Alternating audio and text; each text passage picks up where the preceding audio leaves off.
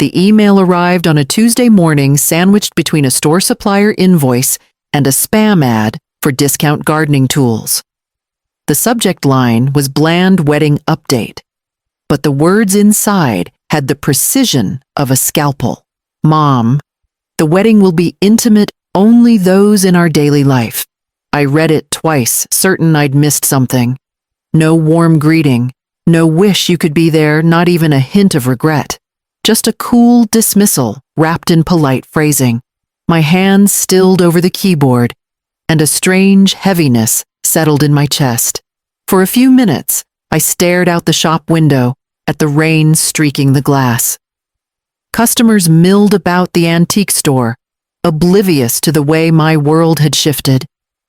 I had imagined watching Damien marry the vows, the smile, the shared glances that meant a new chapter for him. But in the space of one email, that door had been quietly shut. 2 days later, at my cousin Celia's backyard barbecue, I learned the truth I hadn't asked for.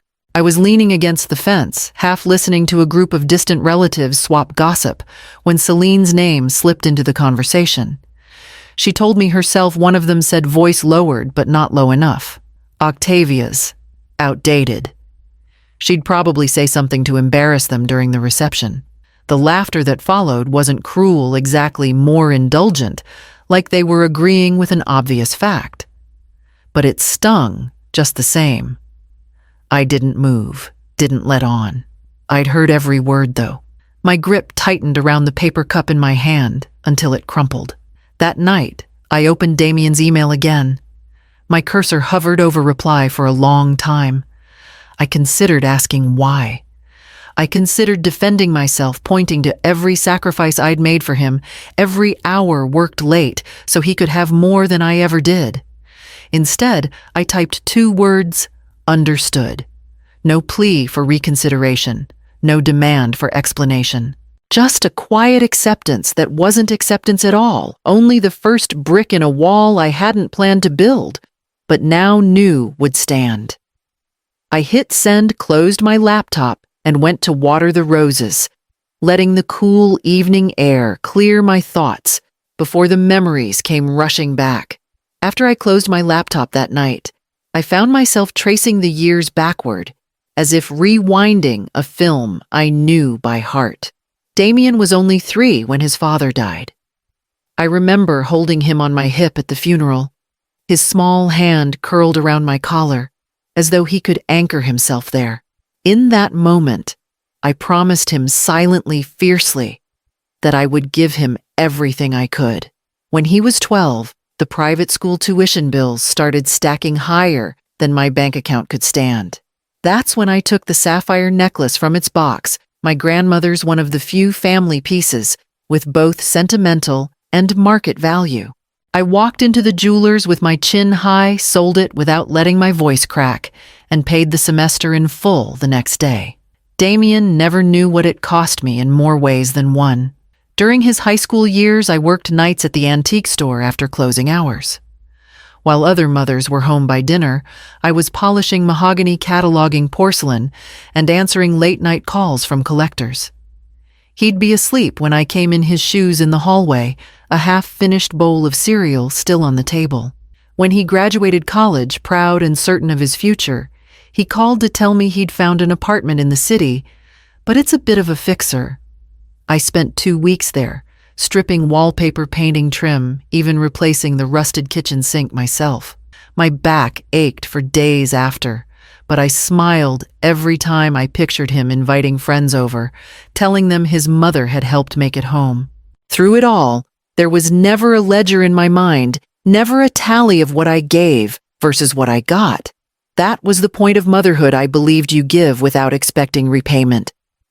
But now, staring at the glow of that email in my memory, I felt something shift. For the first time, I wondered if all those years of pouring myself out had only taught him to take without looking back.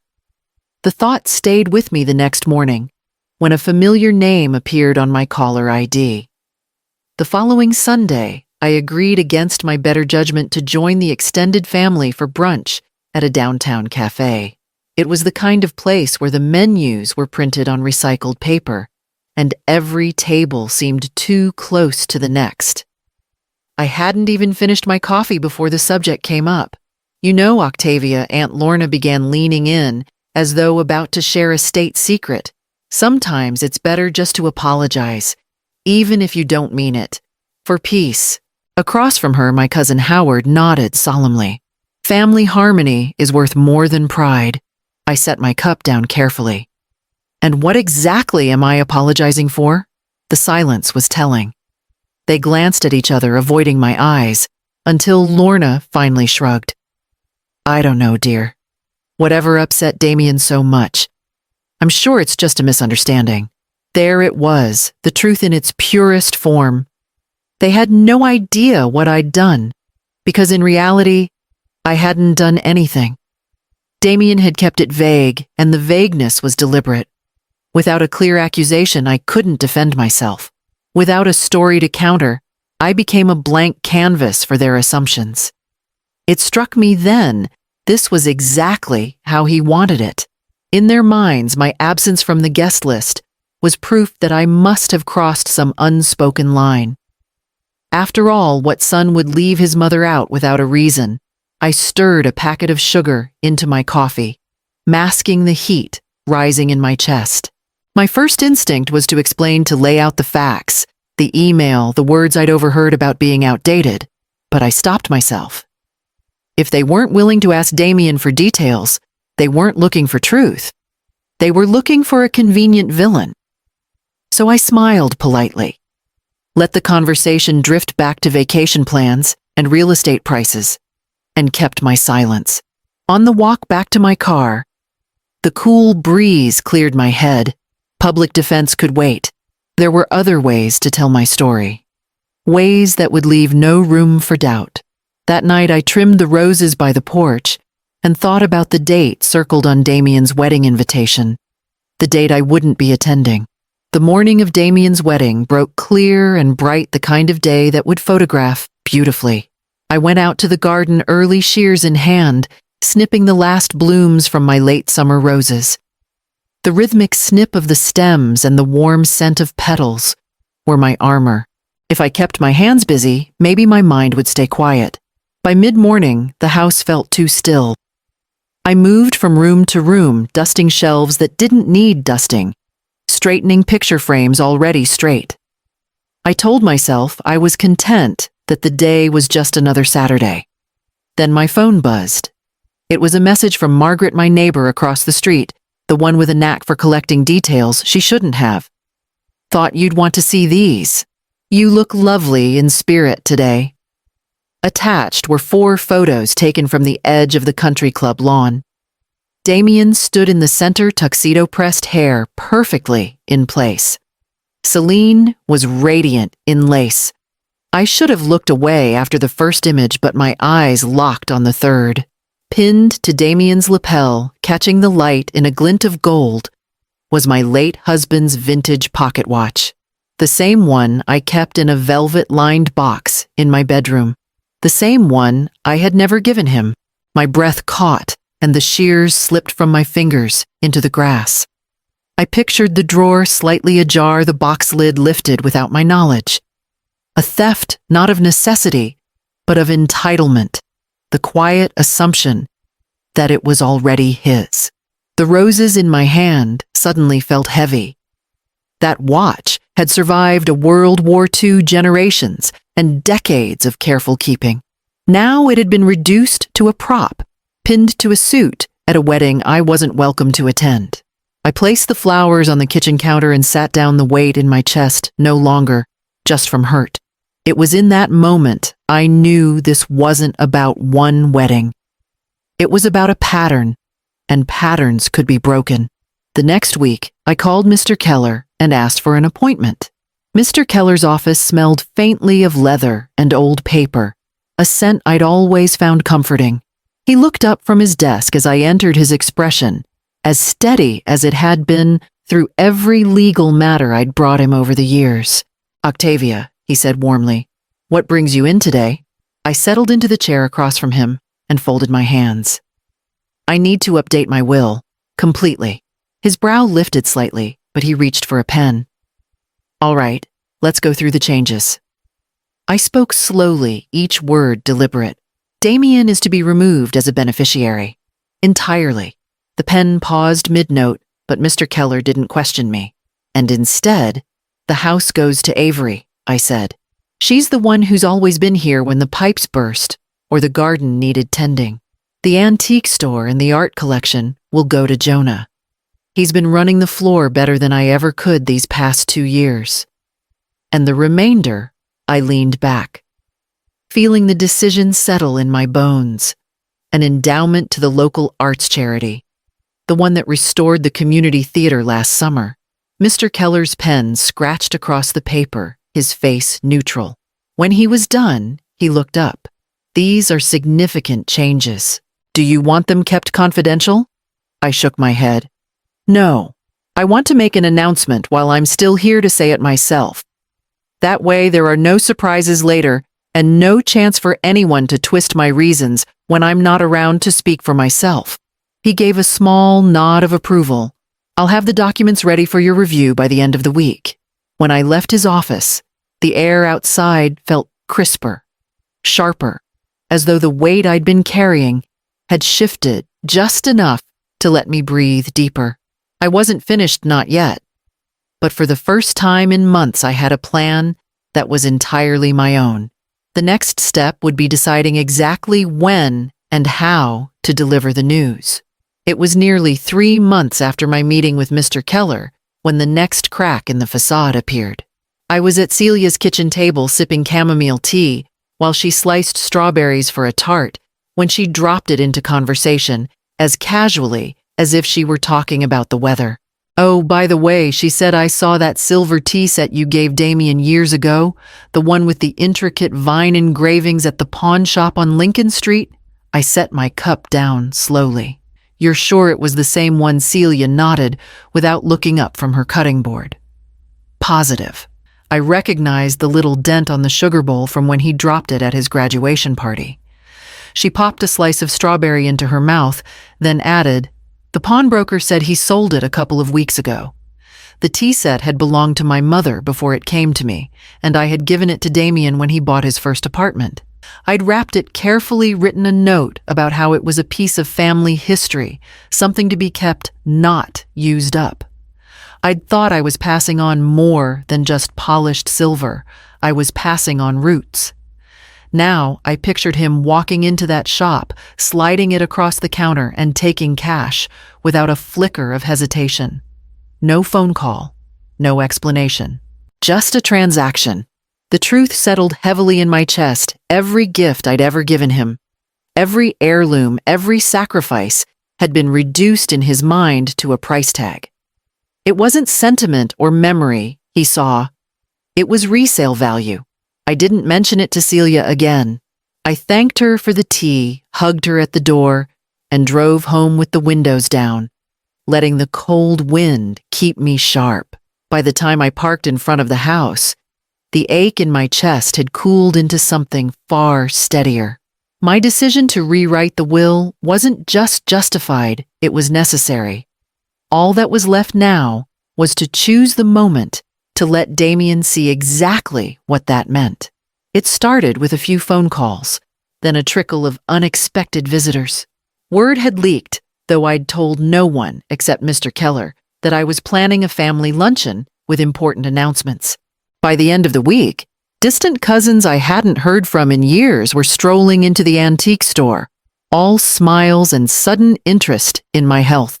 Octavia, you look wonderful, cooed Marlene, a second cousin twice removed, who once told me my garden looked too old-fashioned.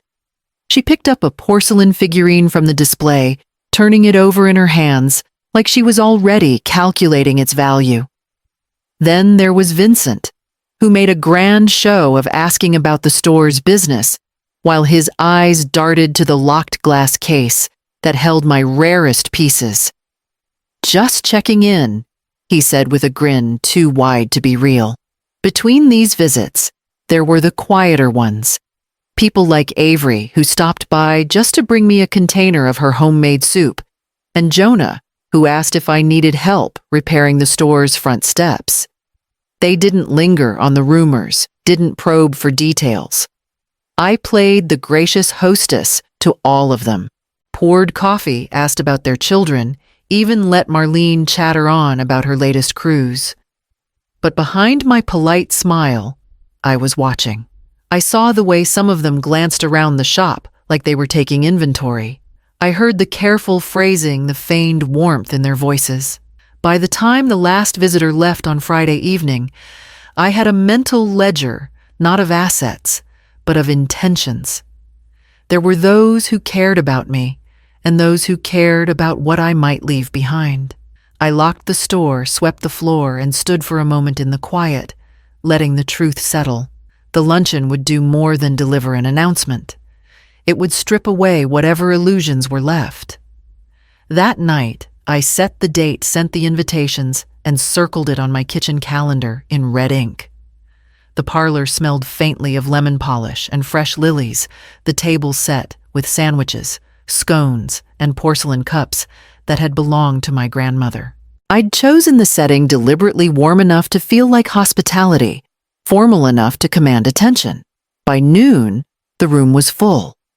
Avery and Jonah sat near the front chatting quietly.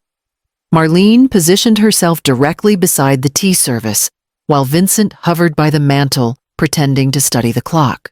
Damien and Celine were the last to arrive.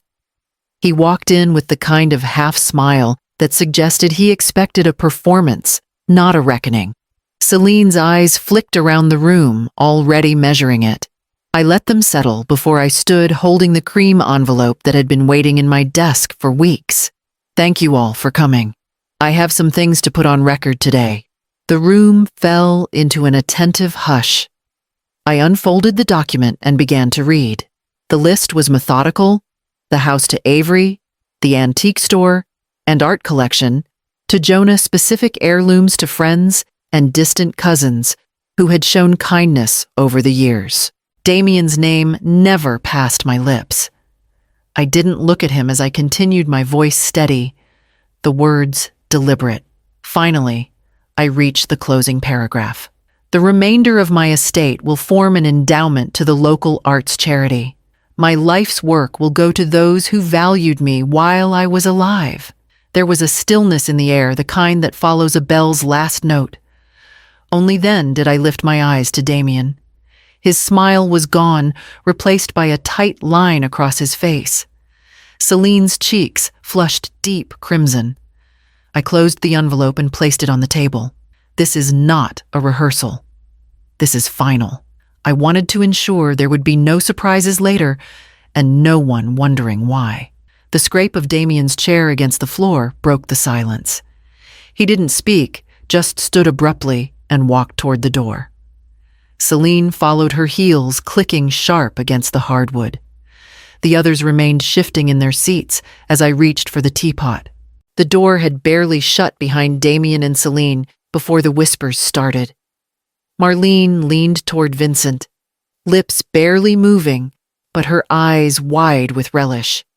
A few cousins avoided looking at me entirely, staring instead into their teacups, as if they might find an escape in the steam. Then Celia cleared her throat. For the record, she said, her voice cutting through the murmurs, Octavia's right. She's been right for a long time. Some of us just didn't have the courage to say it. The shift in the room was palpable. A few surprised glances, a sudden stiffening of shoulders. Marlene's smile faltered, and Vincent looked away. I gave Celia a small nod, grateful for her bluntness. By evening, the private luncheon had turned into a public spectacle. My phone lit up with notification screenshots of Damien's social media posts calling me cold, unforgiving, and cruel. Celine added her own flourish, claiming I'd cut off my only son for no reason. I muted the threads before I could be tempted to respond. Words on a screen weren't going to change anyone's mind, and feeding the fire would only give them more kindling. But the next morning, an entirely different wave began. Quiet, private messages trickled into my inbox. A second cousin I barely knew thanking me for showing that boundaries matter. An old friend of my mother's, writing that she'd never been prouder to know me. Even Jonah sent a text, simple but heartfelt. You did what needed doing. It was strange, the duality of it, to be vilified in public and quietly applauded in private. The sweetness of vindication was there, yes, but it carried an aftertaste I couldn't ignore.